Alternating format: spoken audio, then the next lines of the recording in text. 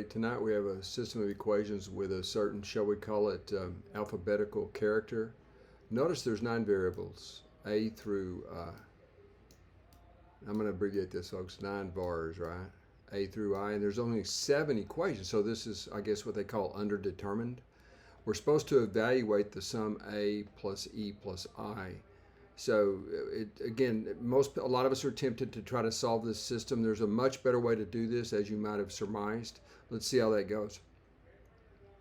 Now, again, it's almost childlike observations here that get the job done right here. Notice that A plus B plus C, and if you take a look, E's kind of in the middle of everything, and look, and then A and I are at the end on the other side. So certain kind of symmetry here, you know.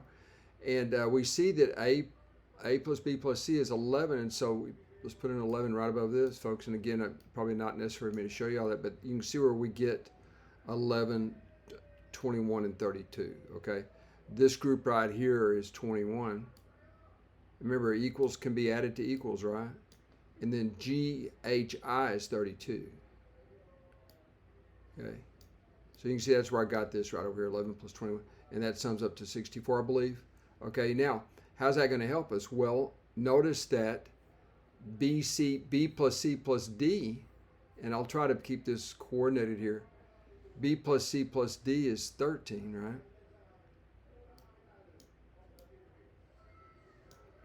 What's next here? F plus G plus H. F plus G plus H is 28, right? See there, folks? So what do you think we're going to do with that? Well, we're going to subtract that sum from 64, okay? And so we will get that A plus E plus I is equal to 64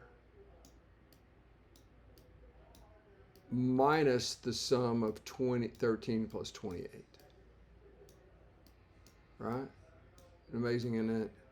It's designed, you know, who would drive yourself crazy on something like this, but this simple little idea here. So we have 64, 28 and 13 is 41 last time I checked. And so we actually get an answer of 23. And that is the solution, ladies and gentlemen. Much preferable to trying to solve everything. 23's answer I got. If that's 64 minus 21 is certainly 23. So that's the solution. And again, this is a weird problem. If you just take a look at it, this is a junior, similar to a junior problem, SMO 2021.